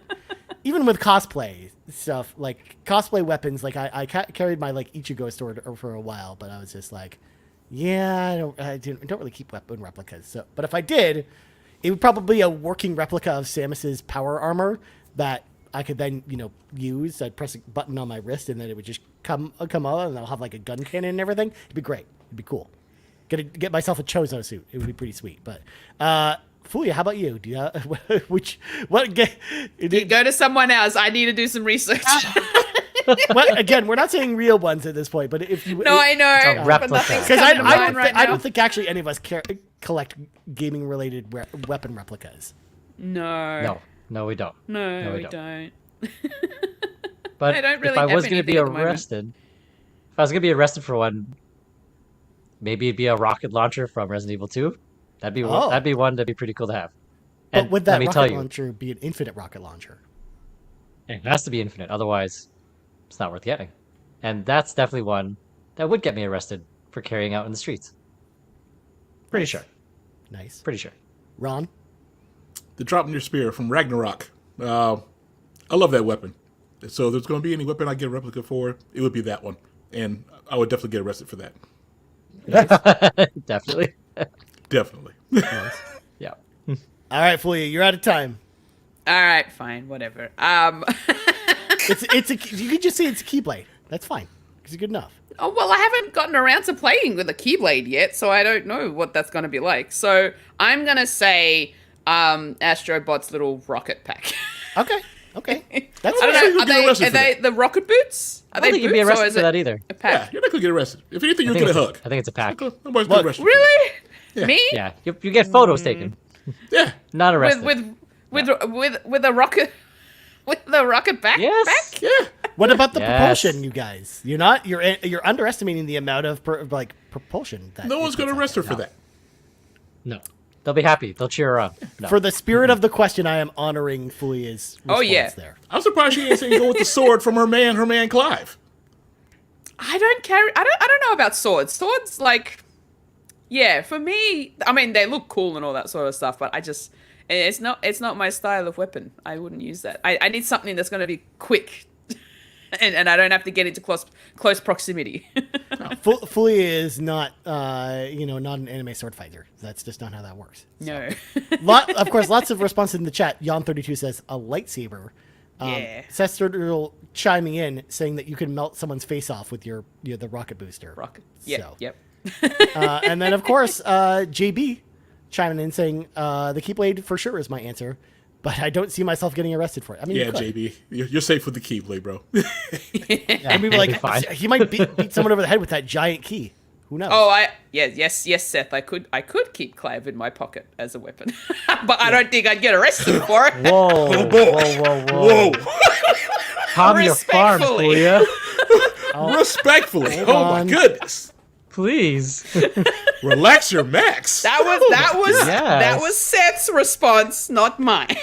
Oh, you agreed alley-ooped to off. it? You alley-ooped it. Just because he Yeah. tossed the ball to you, you didn't have to I take just it. agreed. Oh, you did more than that. Fulia. Yeah, you did more than that. agree. Uh-huh. See what happens Wow. when you get me to read things out, Seth? This is what happens. Yes. This is what happens Nah, when you don't give me blame that on answers. Seth. You didn't have to take that and run with it. See? So it's okay when True. everyone else says it. Respectfully, of course. It's I got It's your how back, it was Seth. said. That's not your fault. how. That's not your fault. I mean, all you had to say at the end, Fulia, was just say respectfully, of course, and that was it. See? He's on my it was all side. gone away. Seth's on my side. Thank you, Oh, Seth. boy. Yeah, okay. Moving on. Thank you.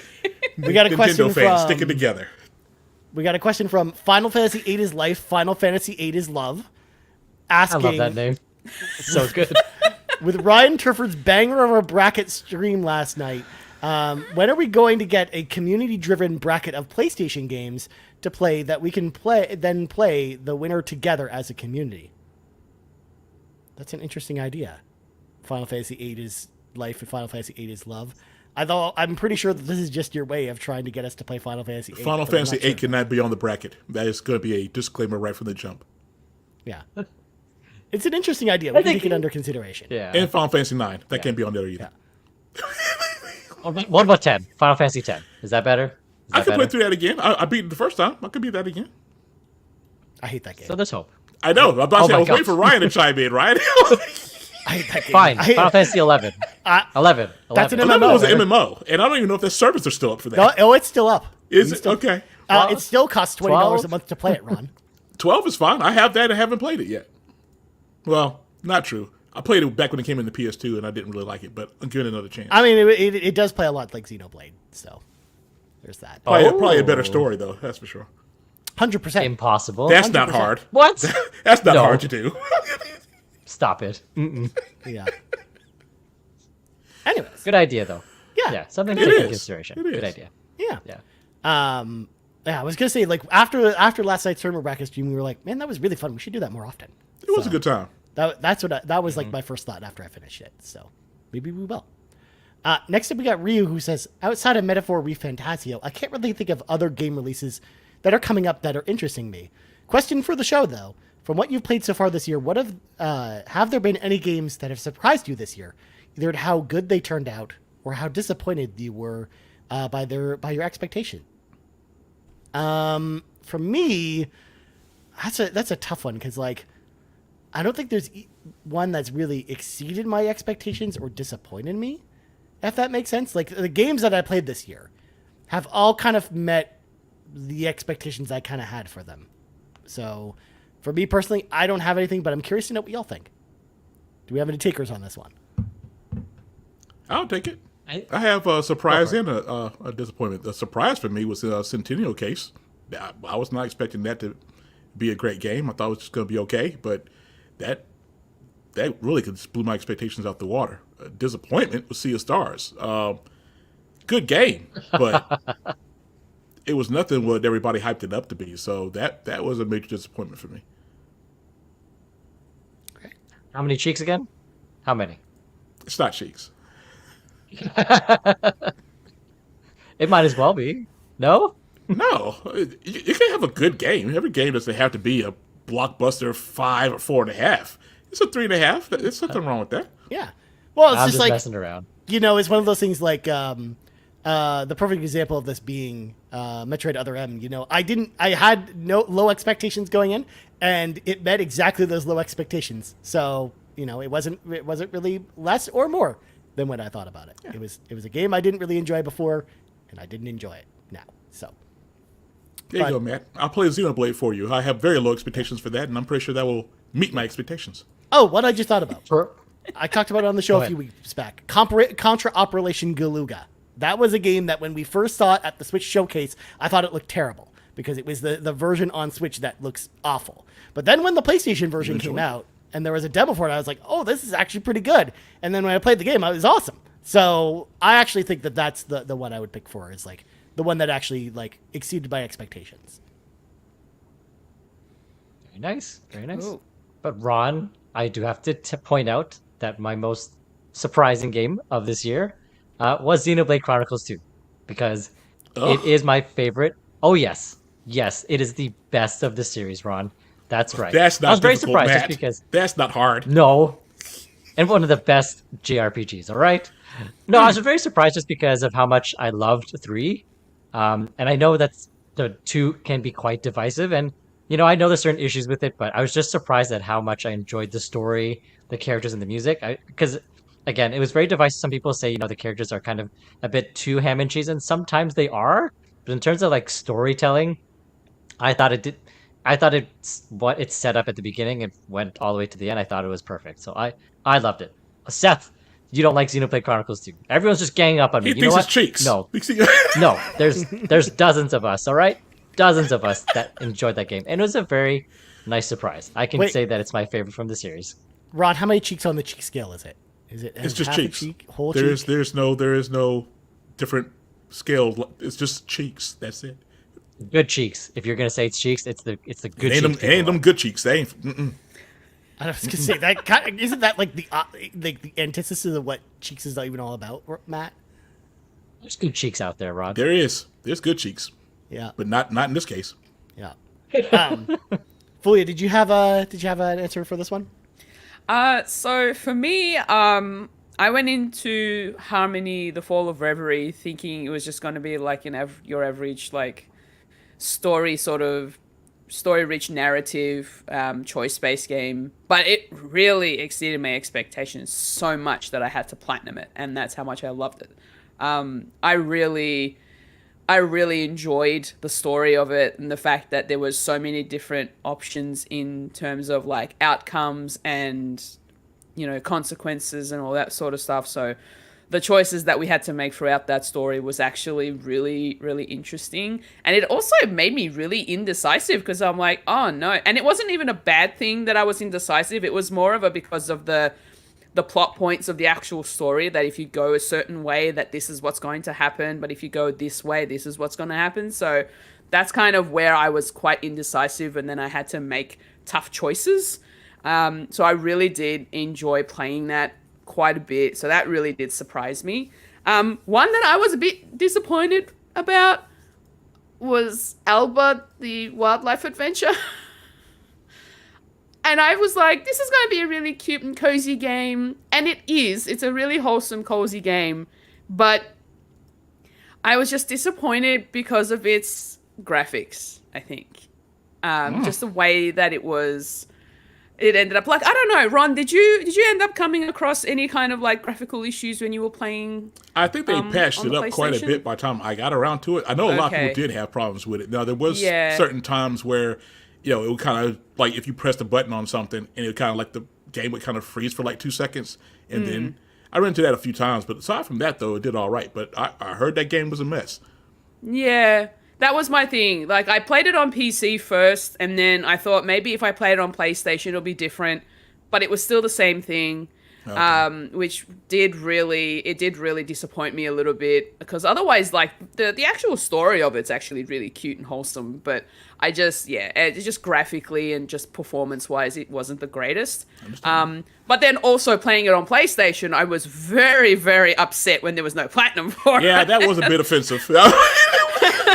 I'm like, you're making me play through this game all the way through, and you're not giving me a platinum? Like, yeah, that was offensive. I was kind of like, okay, well, what is this? It could have been worse, Fulia, because this week I forgot to mention, I also tried out Lego Star Wars 2, the original trilogy, from the PSP that came over to PS5 this week. And I booted it up, and I was like, oh, there's no trophies at all in this game.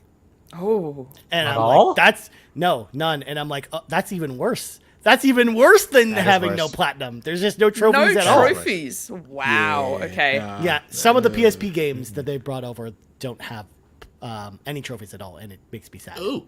Yeah. Star Wars. In fact, actually, Episode 1, The Phantom Menace on PS1 that they brought over also has the same problem as well. No trophies. Like, I think it's just a Star Wars thing where the Lucasfilm is just like, we don't need trophies for these games. But I'm like, because I was like, I would have played through this whole game if it had trophies, because that PSP version is actually pretty fun. But yeah, nope, don't do no that. trophies. Yeah. But, all right, next up we got Croco Kyle, who says, with Xbox having a fridge, what appliance would you want PlayStation to have, and why is it an air fryer, aka a PS fryer? I love that. I mean, like that question quite a bit. I do. That was a howl-worthy. That was also... I mean, I think the perfect PS5 accessory is a home router. Like, you have the PS5 router would be your router, because it kind of looks like a router already. I'll go with a waffle iron or a griddle.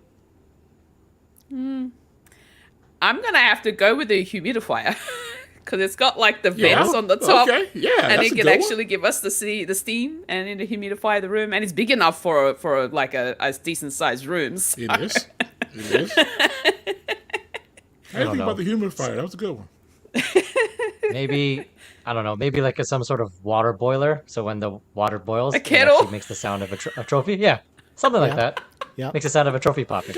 I also Figure it we were out, talking Tony. about Figure we it were out. talking about vinyl records earlier, and I was also thinking of the the PlayStation 1 console and turning that into like a vinyl record player. I think it would be pretty cool as well. That, 100% that would work. John is a fool for the golf clubs comment. John, no golf clubs.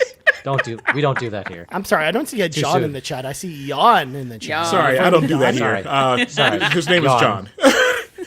We don't do that. We don't do that. Too soon. Too You soon. should wait till now. we get to the Patreon read. Oh, JB says a heater. Yeah. Yeah. Well, that thing kicks out a lot of heat. That actually, yeah. Not as much as the PS4 though. PS4 will like heat up your whole house. I can't remember. I mean, Matt can attest to it. He has it. He's can played on attest. this one. I can attest. It does. It My does. TV gives off a lot more heat than my PS5. Exactly.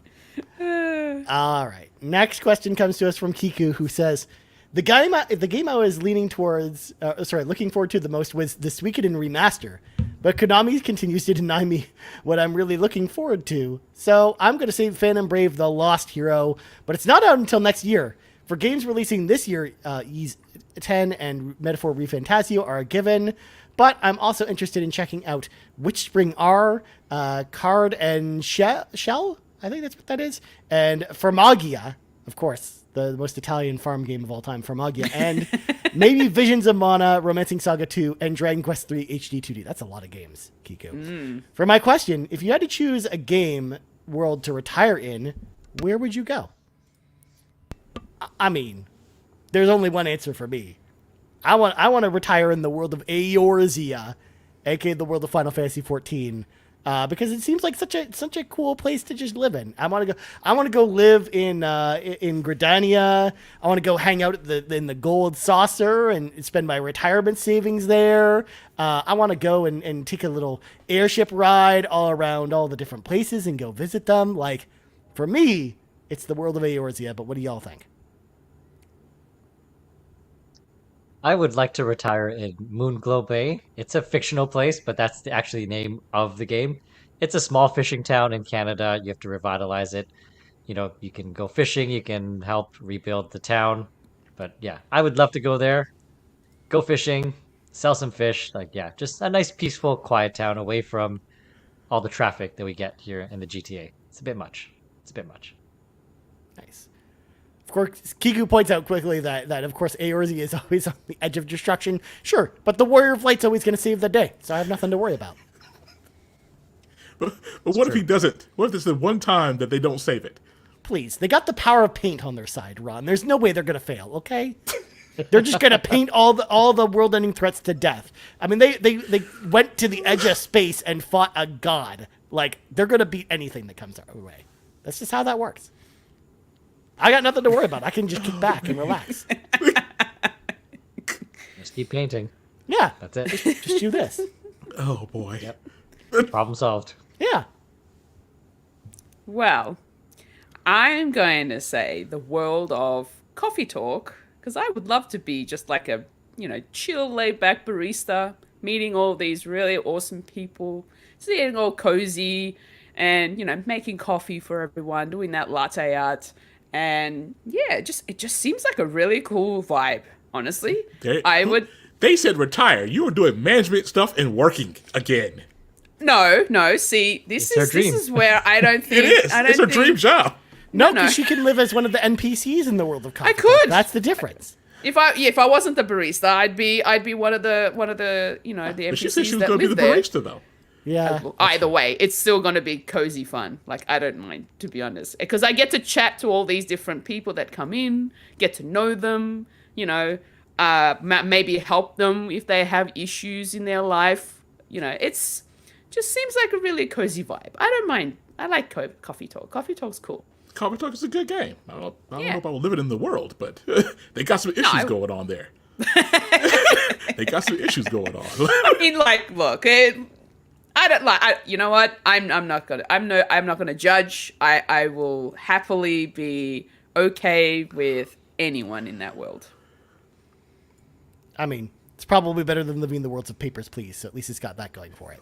Well, I don't know. They got some Papers, Please stuff going on according to the newspaper articles in Coffee Talk. So Jesus. yeah, Coffee Talk, it's got some stuff going on. I feel like you might have a better shot in the world of Valhalla, the cyberpunk bar adventure, because that's very similar to Coffee Talk, but it's in a cyberpunk I haven't, but I world. have not played it yet. Yeah, that game, there's nothing wrong really going on in the world. It's just, a cyberpunk kind of world. It's cool. It's got neon everywhere. I mean, Final Fantasy 14 also has neon everywhere too, because there's like I think I'll like it from what people said. Yeah. I would retire in probably either Stardew Valley or Alba. That island is really nice, and the people are really Yeah, the cool. island life. Yeah, so I think I can sit there and do that. Nice. Nice. Good answers. Good answers. Yeah. All right. Last question in the week comes to us from HVAC Sparky, who says, maybe it's more appropriate for a pants episode. Nevertheless, I would like to get all of your takes on this question. When was it the first time you learned about podcasts? What was your first impressions of them? Additionally, do you remember the first ever podcast that you listened to? So I'll go first. This is actually pretty easy for me. I heard about podcasts when I was watching Tech TV back in the day, in like the early 2000s, where podcasts were starting to become a thing, because, they were a big thing on iPods back in the day, which is where kind of podcasts began. Because I remember the Call for Help show on Tech TV, they were doing a podcast. They were one of the first people who I ever heard mention that they were doing a podcast. And Call for Help, of course, not a great show, but I remember just having it on one day and hearing that. I'm like, oh, what are these podcasting? I'm gonna research some more. But the very first podcast that I listened to was Podcast Beyond, a PlayStation podcast over at IGN. Mainly because I remember, I think it was when Infamous 2 was out, and I wanted to hear a spoiler cast for Infamous 2, and I was looking everywhere for one, and it turns out Podcast Beyond had a spoiler cast for Infamous 2. So that was the very first podcast I ever listened to, was that, and then I got hooked, and then it was just, I was listening to all the IGN podcasts from there. So that's kind of where I started with podcasts, and then I branched out from there. But Podcast Beyond was my first podcast that I listened to. And that's kind of how I kind of really got more invested in the world of PlayStation at that point. It's just listen to Greg Collin and Ryan Clements talking about PlayStation, and that just got me more into it. But what about y'all? Same. Podcast Beyond, man. Nice. Matt or Fulia? The biggest, in terms of like for sure, because if I keep going back, it's a bit hazy, but for sure, it would be the Trophy Room with Mr. Babbitt and Cal Stevenson. That's the biggest one for sure that I really got into. But I know it wasn't the very first podcast, but I feel horrible because I don't actually remember the name of it. But it's similar to Ryan. Like I did find it through my iPod, and it was just through exploring different types because I was driving pretty far for work, so I was just looking for stuff to listen to. And I was trying to find a whole bunch. Like only one really captured my attention.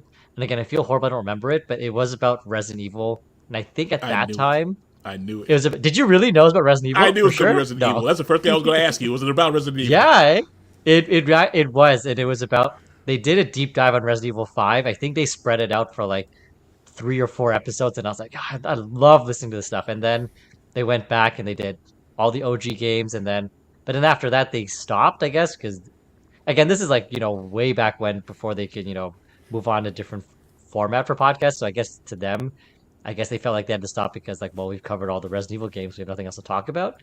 But that one for sure was the very first one I got hooked into. And yeah, it really kills me because I'd like to go back and listen to them or to see if they still are making content. But yeah, that was a really long time because Resident Evil 5 was on the PS3. So it was a while ago, but for sure, that one I was like, yeah, this is really good. You know me so well, Ron. I do. Yep. Nice. So for me, I can't remember what my very first podcast was, but I feel like when I first heard about podcasts, it was when I was at uni. And because of the course I was actually in, I still needed to be able to pass my degree. I still needed to do one more unit of study. And it was either there was like 2 options that I could choose from. And it was either doing TV production or it was doing audio broadcast production, like radio production. Yeah. And that's where they would have done like podcasts and all that sort of stuff. Like you learn about how to record podcasts and audio and all that sort of thing. That's kind of where I first heard about podcasts. I feel like my first podcast though was probably, and no one's going to know this unless, you actually listen to them, but it's probably a podcast called the Hamish and Andy podcast. And that is they're a comedy duo that started off in radio originally, and they're Australian, by the way, and they've kind of blew up as being this comedy duo for quite some time, especially considering their radio days. When they moved into the podcasting realm, because they had stopped doing radio, they were like, all right, let's jump into podcasting.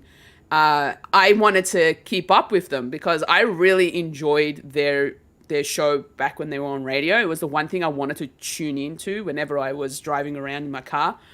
So I think they were the first podcasts that I probably started listening to. But then once I was also done with uni around that time, I feel like the podcast that I'm currently on is probably one of the other first podcasts that I started listening to, because I wasn't on it then originally. And back then they were known as Friday Nights at Fred's, because they used to record the show on Friday night. And the big Fred, meaning Fred the Alien Productions. So Friday Nights at Fred's. But then they came across, issues with like the tagging, because Friday Nights and Freddy's and all that sort of stuff. So they decided to do a name change quite some time after that. I think just before they hit 100 episodes, they were like, let me just change over. We'll change over to a different name. And then they're known as a podcast called Fred, which I am now a part of, which is really awesome. So yeah, that's kind of my introduction to the world of podcasting. Okay, nice. Yeah. Well, we got a couple responses in the chat. I'm going to bring these up. We're going to start with HVAC Sparky, who wrote in the question. Said, my first podcast that I listened to was a Minecraft podcast. So that's interesting. We got JB writing, my first podcast was If We Ran Nintendo. I would have stuck with y'all I've been stuck with y'all for too long. I mean, that's a long time We love ago. you, JB. Yes, we love you, JB. Next up, Star Athena said, I started with knitting podcasts. Oh, that's cool. I didn't even know there were knitting podcasts, Yeah, but there you go. I didn't either. I thought it was more so video, because considering the stuff that, they'd show like tutorials and stuff, but I could see it being a podcast, like just listening to it. Yeah. Yeah. Next up, we got Seth, who says, I think Smodcast was probably my first, or the Giant Bombcast. Giant Bombcast was good until they started having 5-hour episodes, and I couldn't roll with them anymore after that. Yeah. Of course, Yon32. Not John 32, Yon32. See, Lachlan, I said it correctly. Says, John. My first real podcast was NVC, I'm pretty sure. Nintendo Voice Chat over at IGN. That's pretty cool. And then, of course, Kiku says, this was my first ever podcast. Aw, for real? Yeah, apparently. Look at that. Look at us. Hope we didn't disappoint. Jeez. I mean, Kiku's still But here. you know what? Yeah, and you know what? There's nothing else to compare to if it were her first, so we probably did a good job then. Look, Angel would not stick with us if she didn't enjoy it. I can tell you that much. Well, there you go. All good answers. Good answers, everybody. Good answers. Lachlan also chimes in, I don't know what my first podcast was. It could have been anything. Wow. Yeah, it could have been anything. Wasn't La-di-da, special then. Lock. La-di-da. Yeah, no kidding. You guys have been really mean to Lachlan this episode. I feel bad for her. We love Lachlan. Yeah, I'm We about to love say, her. Lachlan. Come on. I didn't mean you, Fleia. You and I have been fine. Yeah. What? I'm not worried We about love that. her. Lock, Come on. Lock knows where my loyalty stands. Oh, man. Good Iqbal. Anyways, we should probably, of course, end the show this week. But before we go, we got to say thank you to all of our patrons over at patreon.com/carpoolgaming, starting with our ultimate producers, Jonathan Brown, the man behind the music. You can find all of his music over at Purple Community Entertainment, linktr.ee/pme/GIB. And Cwagmire, who humbly reminds you that the best babes are in fact Xenobabes. Link to all of our ultimate producers can always be found in the description of this podcast. So make sure to go support them, because they're awesome and they support us. Our platinum producers, Smokin Joe, The Captain, and Tim Paullin, and our gold members, Adam K, Anna, Awesome Dave 1337, BobLoblaw, Brad Moore, Brian Reese, Cecily Carrozza, CowboyDangerD, Dan and Luma, Dannohh, Drellesh, Emily O'Kelly, Hoppel, Yon32, Kia Savoy, Patrice Mallette, Peje EP, Shane Erickson, Tech Mike, and Tim Aulph. Huge thank you once again to all of our patrons over at patreon.com/carpoolgaming. Of course, if you want to head on over there, hop in the car with us, choose the tier that's right for you, and of course, check out that free trial. If you're interested in checking out the exclusive content like the Pants Patreon podcast for Patrons podcast or other shows that are coming to the exclusive tier, because there's more. There's more, folks, I promise. But anyways, now we got that out of the way, Ron, plugs go. Savoy Prime everywhere on PlayStation, Xbox, Steam, Backlogged, True Trophies, PSN Profiles, and also a shout out to John for going through Elden Ring. Nice. And Matt, where can people find you? You can find me as Nagachaka on Xbox as well, and this PlayStation, just for you, Ron. On Twitter, Going to kill you. on TikTok, and Nagachaka12247 on Instagram. But as I mentioned, on Xbox as well, Nagachaka. It's over. It's Add over me for as a you. friend. Fulia, save us, please. Where can people find you? You can find me on Instagram and X at Foolish Fuji. You can also find me youtube.com/Foolish Fuji and twitch.tv/Foolish Fuji. But otherwise, to find all of those links and more, you can go to foolishfuji.card.co. Card.co. Baby. Card with 2 R's. Arr. And that'll give you everything that you need from me. Nice. Well, as for me, you can find me on the old Twitter, aka X, at Ryan Turpin. You also find us on X.